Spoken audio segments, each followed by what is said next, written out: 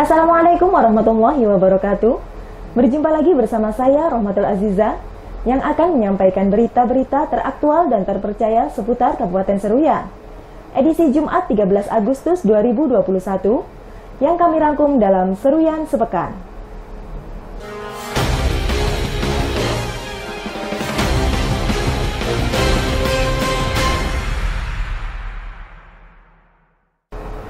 Pada masa pandemi COVID-19, minat masyarakat dalam membeli bendera merah putih maupun umbul-umbul menurun drastis, di mana untuk pendapatan mengalami penurunan sebesar 50%. Mendekati perayaan Hari Ulang Tahun Kemerdekaan Republik Indonesia yang ke-76 tahun, banyak pedagang yang menjual bendera atau umbul-umbul untuk memanfaatkan momentum peringatan Hari Kemerdekaan. Salah seorang pedagang bendera dan umbul-umbul, Didi, mengatakan, dalam kondisi pandemi COVID-19 saat ini, minat masyarakat untuk membeli bendera mengalami penurunan, di mana untuk penghasilan yang didapat dalam sehari hanya sekitar Rp100.000 sampai Rp150.000. Menurutnya, masa pandemi COVID-19, omset yang didapatkan mengalami penurunan sebesar 50%, sehingga dirinya tidak berani untuk mengeluarkan modal yang terlalu banyak. Dikhawatirkan akan mengalami kerugian dan modal yang dikeluarkan tidak dapat kembali. Penurunan 50% lah, 50% menurun sekarang semenjak pandemi. Ya kalau hari-hari ya dapatlah 150, 100 ada aja. Diharapkan pandemi COVID-19 dapat segera berakhir agar kondisi perekonomian kembali stabil. Terlebih untuk masyarakat bawah sangat kesulitan untuk memenuhi kebutuhan perekonomian. Tim Liputan Seruyan TV. Kalangan Dewan meminta sekaligus mengingatkan kepada para calon pegawai negeri sipil, terutama yang mendaftar di daerah pelosok agar tidak mengajukan pindah ke ibu kota kabupaten atau ke daerah lain. Pada saat melakukan pendaftaran, calon pegawai negeri sipil harus memiliki komitmen apabila sudah melakukan pendaftaran pada daerah pelosok agar dapat bekerja sesuai dengan masa pengabdiannya. Jangan sampai hanya dalam 1 hingga 2 tahun langsung mengajukan pindah tugas ke daerah lain. Ketua Dewan Perwakilan Rakyat Daerah Kabupaten Seruyan, Zuli Eko Prasetyo, mengatakan, pada beberapa kecamatan di daerah ini tidak dapat dipungkiri bahwa masih kekurangan tenaga ASN ataupun PNS, terutama tenaga pendidik dan tenaga kesehatan yang masih belum mencukupi, serta masih perlu melakukan pengembangan tenaga SDM secara menyeluruh. Politisi Partai Demokrasi Indonesia Perjuangan tersebut menambahkan, anak-anak yang berada di daerah hulu juga memiliki hak untuk mendapatkan pendidikan yang layak, agar dapat bersaing dan tidak kesulitan pada saat mencari peluang kerja. Untuk itu sudah selayaknya mendapatkan pendidikan yang cukup dan sama dengan daerah perkotaan. Yang pertama, karena ini pada akhirnya nanti berbicara kemanusiaan ya, gitu. Ya ketika mendaftar, ya kita harus punya komitmen dulu. Itu pertama kan dari orangnya dulu kan itu dari orangnya dulu harus punya komitmen. Itu kalau kita mendaftar di situ ya sudah, silahkan mengabdi di situ. Toh kita juga di wilayah tertentu di Kabupaten Seruyan ini masih banyak kekurangan ASN, terutama yang mungkin tidak kita pungkiri masalah tenaga kesehatan dan guru. Nah itu, dan ya itu bagian yang saya sampaikan kemarin bahwa kita ini perlu pengembangan SDM kan, secara menyeluruh kan itu. Tentunya ya di wilayah hulu pun ya atau desa terpencil pun punya hak itu, punya hak. Kalau kita bicara SDM ya, punya hak untuk mendapatkan pendidikan yang layak. Satu. Selain itu, pemerintah daerah juga harus berkomitmen agar tidak memindahkan ASN dari tempat tugasnya, agar masyarakat di daerah pelosok juga memiliki hak yang sama untuk mendapatkan layanan pendidikan dan kesehatan. Tim Liputan Seruyan TV. Pelaksanaan tes calon pegawai negeri sipil tahun 2021 kembali dilaksanakan di tengah pandemi COVID-19. Kalangan Dewan harapkan dalam pelaksanaannya protokol kesehatan harus tetap diterapkan secara disiplin. Penyelenggaraan penerimaan calon pegawai negeri sipil agar tetap dilaksanakan sesuai prosedur, sehingga dalam penyelenggaraannya tidak menjadi klaster baru dari pandemi COVID-19. Ketua Dewan Perwakilan Rakyat Daerah Kabupaten Seruyan, Zuli Eko Prasetyo mengatakan, salah satu solusi yang dapat dilakukan untuk menghindari penyebaran COVID-19 adalah dengan melakukan pengiriman berkas melalui kantor pos atau sistem online. Guna mengurangi terjadinya kerumunan saat melakukan pengiriman berkas, dan pada saat pelaksanaan tesnya, tempat yang disampaikan harus lebih luas sehingga dapat menjaga jarak sesuai dengan ketentuan yang berlaku. Namun, apabila pendaftarannya sedikit, maka ruangan yang sederhana sudah cukup. Dan sebaliknya, jika pendaftarannya berjumlah ratusan, tentu tempat tesnya harus disesuaikan, agar pada pelaksanaannya tetap mematuhi protokol kesehatan dan dapat berjalan baik.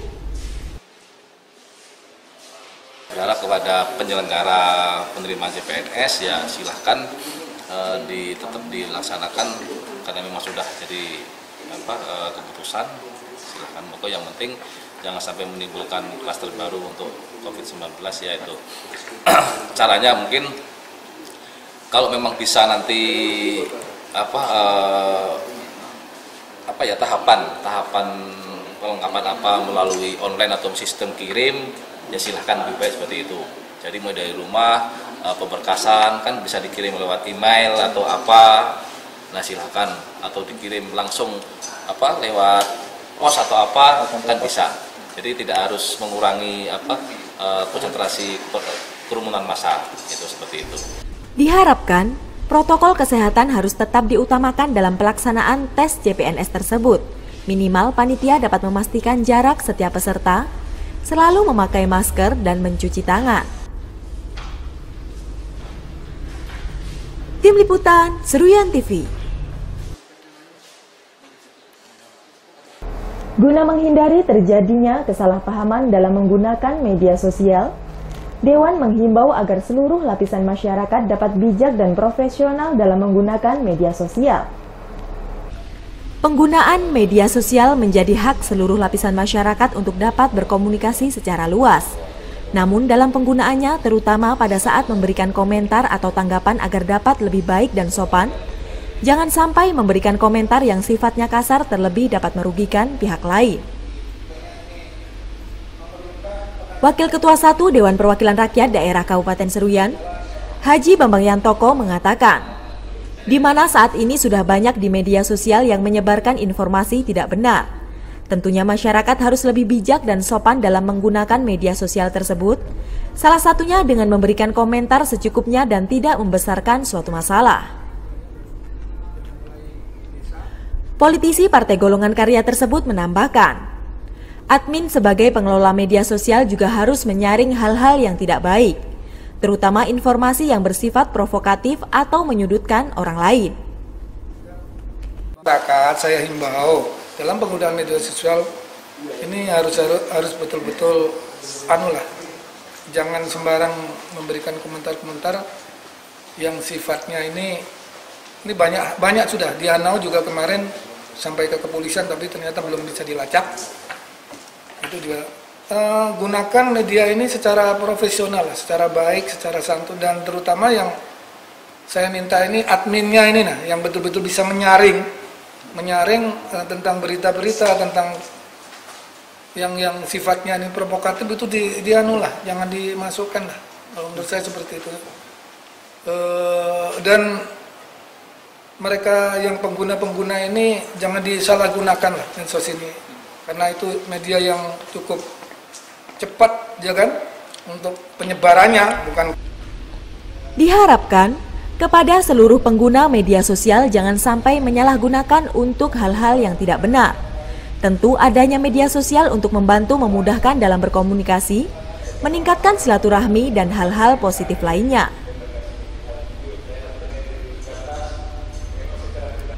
Tim Liputan Seruyan TV. Wakil Ketua 1 Dewan Perwakilan Rakyat Daerah Kabupaten Seruyan memohon maaf ke seluruh lapisan masyarakat karena kurang lebih dalam 1 bulan terakhir tidak begitu aktif di lembaga akibat terjangkit COVID-19. Pandemi COVID-19 saat ini masih belum berakhir dan kasus penyebarannya tergolong cukup tinggi, sehingga diperlukan kerjasama dari seluruh lapisan masyarakat, yakni dengan tetap mematuhi protokol kesehatan yang telah dianjurkan oleh pemerintah. Wakil Ketua 1 Dewan Perwakilan Rakyat Daerah Kabupaten Seruyan, Haji Bambang Yantoko mengatakan, dirinya menyampaikan permohonan maaf karena kurang maksimal dalam menjalankan tugas sebagai wakil rakyat. Hal tersebut dikarenakan kurang lebih dalam 1 bulan terakhir ikut terpapar COVID-19, sehingga harus melakukan isolasi mandiri dan tidak dapat banyak beraktivitas. Menurutnya, penerapan protokol kesehatan mulai dari menggunakan masker, menjaga jarak, mencuci tangan sudah dilakukan secara disiplin, namun COVID-19 masih dapat mewabah. Tentu hal ini menjadi pelajaran secara bersama untuk dapat lebih berhati-hati dan lebih waspada terhadap COVID-19. Saya juga mohon maaf dengan rekan-rekan, beberapa bulan terakhir ini saya kurang begitu aktif karena saya kebagian diantarin gitu, malang nggak tentang lagi diantarin, ada yang mengantarin ke rumah. Jadi saya udah melanglang buana ke sana kemari. Alhamdulillah prokes saya selalu terapkan. Tapi bagaimana usaha kita, bagaimana ikhtiar kita, tapi kalau Allah Ta'ala itu sudah memberikan dengan kita nggak bisa apa-apa. Jadi Bapak itu sampai tangan ini mengelupas karena sering cuci tangan dengan hand sanitizer. Ini di masjid kami itu perlu diketahui, hanya 4 orang yang pakai masker kalau sembahyang hari-hari. Sisanya nggak ada yang pakai masker. Tapi Bapak tetap kena itu nyatanya. Lalu Bapak sudah pakai masker? Wah, ya yang 4 tadi termasuk Bapak. Jadi saya Diharapkan masyarakat agar tetap mematuhi protokol kesehatan dan tidak menganggap remeh pandemi COVID-19. Dikarenakan apabila sudah terpapar banyak gejala yang dirasakan dan tidak dapat beraktivitas. Tim Liputan Seruyan TV. Pemerintah daerah Kabupaten Seruyan harus dapat meningkatkan sumber daya manusia lokal agar dapat bersaing dengan SDM dari luar daerah dan memiliki peluang untuk dapat bekerja di perusahaan. Banyak perusahaan besar swasta yang berinvestasi di Kabupaten Seruyan, namun sangat disayangkan hanya sedikit sumber daya manusia lokal yang bekerja di perusahaan tersebut. Dan selama ini SDM lokal masih belum maksimal untuk bersaing di lingkungan perusahaan, sehingga masih banyak masyarakat yang tidak memiliki pekerjaan. Ketua Dewan Perwakilan Rakyat Daerah Kabupaten Seruyan, Zuli Eko Prasetyo mengatakan, hal tersebut yang ditekankan oleh pihaknya kepada pemerintah daerah melalui dinas terkait, agar SDM yang ada di daerah ini mampu bersaing dengan SDM daerah lain dan memiliki peluang kerja yang sama untuk dapat bekerja di perusahaan yang ada di wilayah Kabupaten Seruyan. Menurutnya, yang terjadi saat ini dari pihak perusahaan banyak mengambil SDM dari daerah lain, sehingga hal tersebut membuat masyarakat yang berada di sekitar lingkungan perusahaan tidak memiliki kesempatan kerja. Tentu harus ada perhatian dan tindak lanjut yang dilakukan oleh pemerintah daerah. Politisi Partai Demokrasi Indonesia Perjuangan tersebut menambahkan, dari sektor pendidikan formal SDM lokal harus dapat dikembangkan dan minimal diberikan pelatihan. Di antaranya melalui badan latihan kerja yang saat ini bangunannya sudah tersedia. Tim Liputan Seruyan TV. Kalangan Dewan meminta pemerintah daerah Kabupaten Seruyan agar dapat mengevaluasi semua perencanaan program pembangunan yang akan dilaksanakan, sehingga pelaksanaan pembangunan dapat lebih dimaksimalkan. Dalam melaksanakan sebuah program pembangunan tentunya harus dilakukan perencanaan secara maksimal, agar tidak terjadi kesalahan dalam pengalokasian anggaran dan pembangunan dapat berjalan lancar, sehingga dapat memberikan dampak yang baik terhadap kesejahteraan masyarakat. Anggota Dewan Perwakilan Rakyat Daerah Kabupaten Seruyan, Bejo Rianto mengatakan, program-program yang menggunakan anggaran besar dalam pelaksanaannya tentu harus dilakukan secara maksimal. Hal tersebut untuk menghindari terjadinya mangkrak atau pembangunan yang terhenti di tengah jalan akibat perencanaan program yang tidak matang dan akhirnya tidak dapat dilaksanakan dengan baik. Menurutnya, apabila pembangunan yang akan dilakukan tidak dapat selesai, jangan sampai dilaksanakan. Tentunya akan lebih baik melakukan pembangunan berskala kecil namun dapat selesai dalam proses pengerjaannya, dikarenakan sudah ada beberapa pembangunan berskala besar yang dilakukan namun tidak dapat selesai dalam pengerjaannya. Di antaranya pembangunan Islamic Center, lapangan sepak bola Hanau, masjid di Rantau Pulut, dan lainnya. Tentunya hal seperti ini harus dilakukan evaluasi agar tidak kembali terulang. Tim Liputan, Seruyan TV. Instansi terkait diminta agar dapat memperhatikan dan meningkatkan sumber daya manusia pegawai koperasi. Hal tersebut perlu dilakukan guna memaksimalkan pengelolaan keuangan koperasi. Kualitas sumber daya manusia pegawai koperasi di Kabupaten Seruyan dinilai masih kurang maksimal. Hal tersebut tentu akan berdampak kepada tidak sehatnya pengelolaan koperasi dan kondisi keuangan akan menjadi tidak teratur. Anggota Dewan Perwakilan Rakyat Daerah Kabupaten Seruyan, Rudi Hartono mengatakan, minimnya sumber daya manusia akan berpengaruh pada kemampuan koperasi yang sulit menjalin kerjasama, khususnya untuk menjalin kemitraan dengan pihak ketiga, terlebih jika kualitas sumber daya manusia yang ada tidak memadai dan mumpuni. Kualitas SDM yang tidak memadai tentu akan sulit untuk mengembangkan dan memajukan koperasi tersebut, di mana kehadiran koperasi di tengah masyarakat sangat penting untuk membantu memberikan pelayanan terhadap masyarakat dan keberadaannya mampu mengurangi beban pemerintah dalam menjaga kestabilan perekonomian. Diharapkan kepada seluruh koperasi yang ada di daerah ini mulai dari koperasi desa, pertanian, perikanan, simpan pinjam dan koperasi lainnya dapat berperan aktif membantu masyarakat dan mampu meningkatkan kualitas SDM-nya. Tim Liputan, Seruyan TV. Sebagai upaya untuk menghindari terjadinya kerumunan pada suatu tempat, pihak kepolisian mengadakan vaksinasi COVID-19 dengan sistem drive-thru bagi setiap pengendara. Vaksinasi secara drive-thru merupakan terobosan dari Kepolisian Daerah Kalimantan Tengah yang diadakan secara serentak di seluruh kabupaten kota di wilayah Kalimantan Tengah. Tujuannya adalah untuk melayani masyarakat yang memiliki kesibukan atau aktivitas tinggi. Kepala Satuan Polisi Lalu Lintas Polres Seruyan, Ibtu Ramadan mengatakan, hal tersebut untuk menghindari kerumunan dan memudahkan agar masyarakat tidak mengantri panjang, di mana para pengemudi cukup berada di atas kendaraan pada saat dilakukan suntikan vaksin, di mana pelayanan vaksin diberikan kepada para sopir dan masyarakat yang melewati lapangan Gagah Lurus Kuala Pembuang. Kasat Lantas menambahkan, dalam kegiatan tersebut pihaknya menargetkan vaksinasi kepada 50 orang. Dengan vaksin yang tersedia ada sebanyak 50 dosis untuk pelayanan hari pertama, dan untuk yang kedua rencananya akan dilaksanakan pada tanggal 17 Agustus mendatang. Vaksinasi drive-thru ini adalah merupakan terobosan dari Bapak Kapolda Kalimantan Tengah yang dilaksanakan serentak seluruh Kalimantan Tengah pada hari ini. Bertujuan untuk melayani masyarakat kita yang kesibukannya tinggi.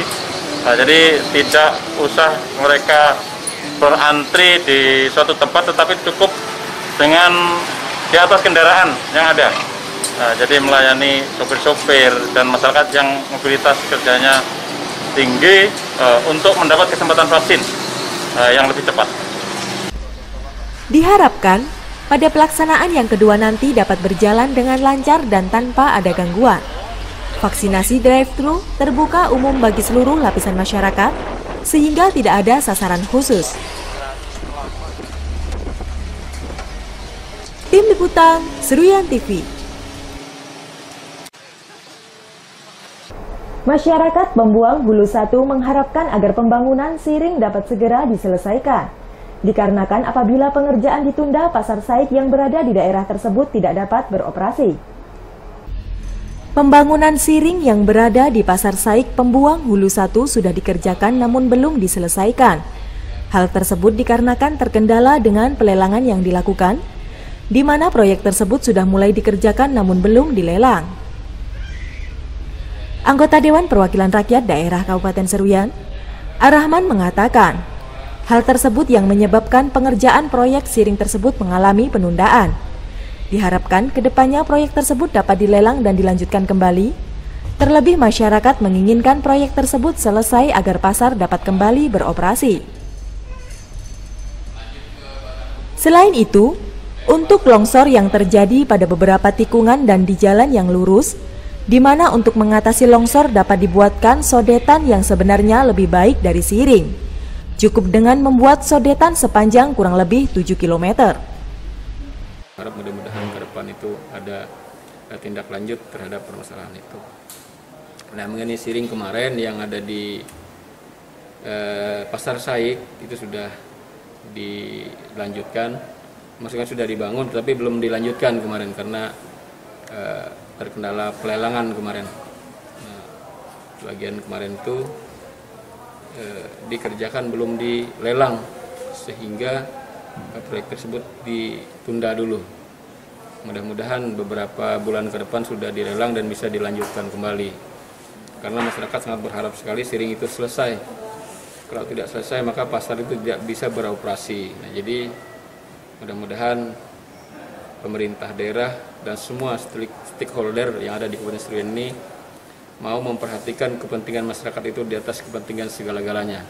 Jadi itulah harapan masyarakat sana supaya siring itu dilanjutkan kembali agar pasar itu bisa beroperasi dengan baik seperti awal sebelum dibongkar proses pembuatan siring itu. Ar-Rahman menambahkan, dengan panjang sekitar 7 km tersebut kemungkinan hanya memerlukan anggaran sebesar 10-15 miliar.